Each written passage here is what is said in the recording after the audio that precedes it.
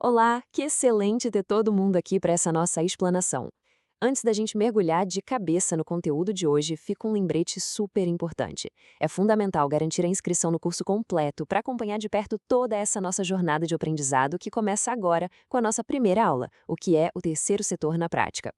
Bom, a gente vive em um mundo onde todo santo dia milhões de pessoas enfrentam dificuldades absurdas e complexas. A gente está falando de falta de acesso à educação básica, fome em regiões vulneráveis, falta de moradia, problemas que parecem grandes demais, né? Mas por outro lado, tem muita gente e projetos dedicados de corpo e alma a transformar essa realidade dura. A vontade de fazer o bem é gigantesca. Mas aí vem aquela pergunta mega prática. Como é que a gente organiza essa vontade genuína? Como estruturar isso para gerar uma transformação social que seja verdadeira e implacável? É exatamente isso que a gente vai desmistificar aqui hoje com muito entusiasmo. E para começar já com o pé direito, olha só o peso dessa frase. Propósito sem continuidade se perde no tempo. Isso é muito forte.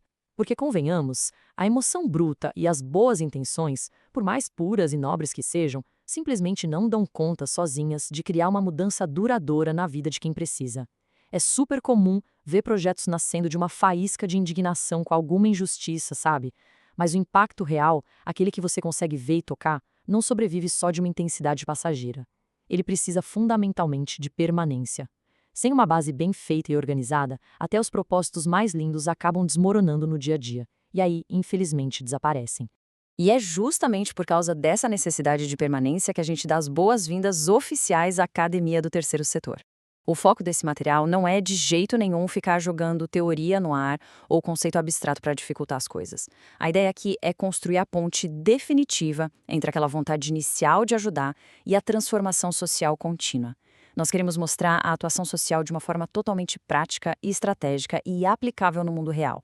É sobre garantir que as boas ideias virem instituições blindadas contra os perrengues operacionais, sabe? Então, vamos dar uma olhada rápida na nossa pauta de hoje, que tem 5 etapas. 1. O chamado para a transformação. 2. Os 3 setores da sociedade. 3. Muito além da caridade. 4. Continuidade e sustentabilidade financeira. E, por fim, 5. O caminho para o impacto. Bora lá? Número 1. O chamado para a transformação. Transformar a realidade. Olha só, é essencial a gente reconhecer que existe um abismo gigantesco e muitas vezes frustrante entre ter aquela vontade louca de ajudar o próximo e saber como fazer isso acontecer na prática, de um jeito eficiente. Muita gente tem uma visão linda, identifica um problema no bairro ou tem um super sonho na gaveta. Mas, nas primeiras tentativas, logo de cara, a gente bate em barreiras que paralisam tudo. É super normal não saber por onde começar a organizar as coisas do zero. De repente, aparece a burocracia jurídica, a dificuldade imensa de captar recursos, que é o calcanhar de Aquiles de muita gente, e a complexidade de gerir as engrenagens da coisa toda. Essas dúvidas sobre profissionalização são exatamente o que impede que uma vontade genuína vire um impacto real, mensurável e que dure a longo prazo. Número 2. Os 3 setores da sociedade. Estrutura da sociedade. Para a gente entender de verdade como estruturar uma organização de forma eficaz, a gente precisa olhar para o tabuleiro do jogo, né? Precisamos entender como as necessidades coletivas estão divididas no mundo. E a gente tem 3 grandes forças operando.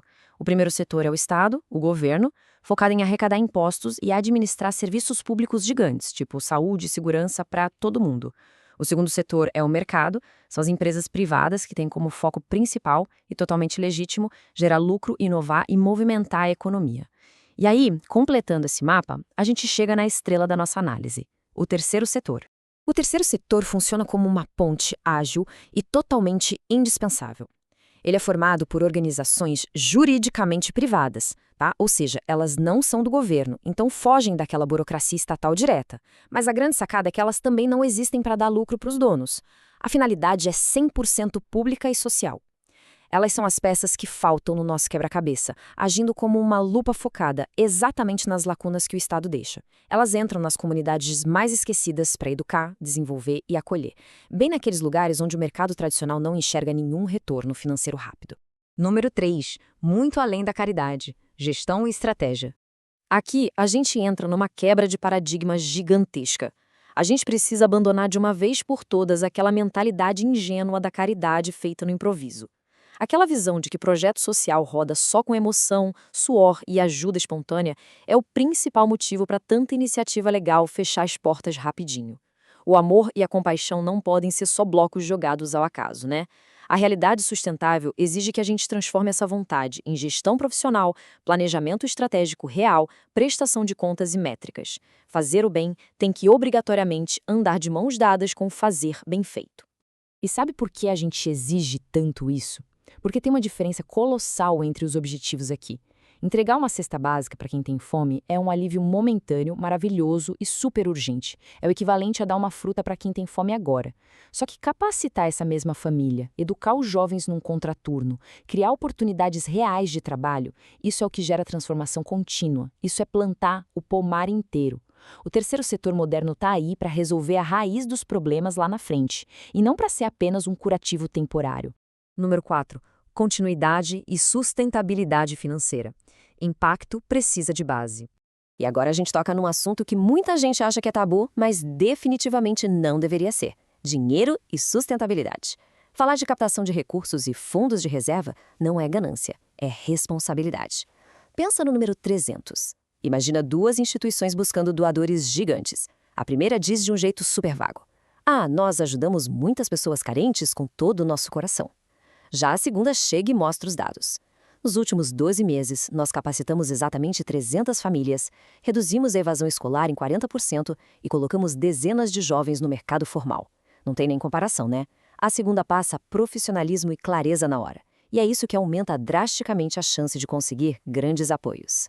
E para manter esse nível tão alto de clareza, as organizações de peso usam ferramentas modernas de escala.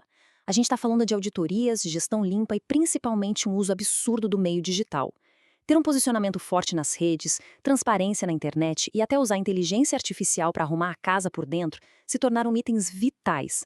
Tem muita instituição fazendo um trabalho espetacular, mas vivendo no sufoco porque ninguém fora do bairro sabe que elas existem.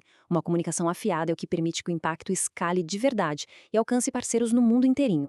O que traz a gente de volta ao coração dessa nossa conversa? Impacto social também precisa de organização. Ponto. Se faltar dinheiro, comunicação clara e gestão dedicada, os recursos secam, a porta fecha e a comunidade inteira fica na mão mais uma vez. Aquele entusiasmo maravilhoso e explosivo do começo do projeto é exatamente a mesma coisa que faz ele colapsar se não tiver uma estrutura firme e calculada segurando as pontas nos bastidores. Número 5. O caminho para o impacto. Passos para crescer.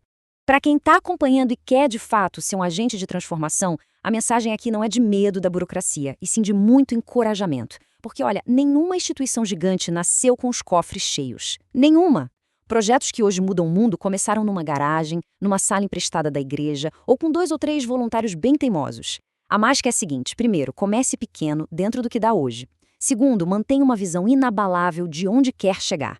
Terceiro, garanta continuidade no dia a dia. E quarto, foque em crescer aos pouquinhos, através de uma base bem sólida. A chave é não ficar esperando o cenário perfeito cair do céu. E é exatamente essa construção baseada em técnica que a gente vai desenvolver juntos aqui. Nos próximos encontros, a gente vai destrinchar legalzinho os tipos de organizações, como captar dinheiro de forma totalmente transparente e profissional e como dominar as ferramentas digitais e a gestão estratégica sem cometer aqueles erros clássicos. A nossa jornada prática está só aquecendo, por isso, mais uma vez, não deixem de se inscrever na Academia do Terceiro Setor para não perder nenhum detalhe dessa estruturação que muda tudo. E para encerrar o nosso papo de hoje com chave de ouro, eu deixo uma provocação para ficar na cabeça. Toda grande mudança na história começou quando alguém decidiu não ignorar mais um problema. A gente está sempre vendo o tamanho da dificuldade lá fora, mas assumir a responsabilidade de construir algo duradouro é para poucos. Então a grande questão é, nós vamos ficar apenas observando e reclamando da realidade, ou nós vamos estruturar, organizar e liderar uma solução real e contínua para transformar isso de vez? Fica o convite. Façam a inscrição no curso, venham fazer parte desse movimento de profissionalização com a gente e bora botar a mão na massa. Um grande abraço e nos vemos na próxima etapa.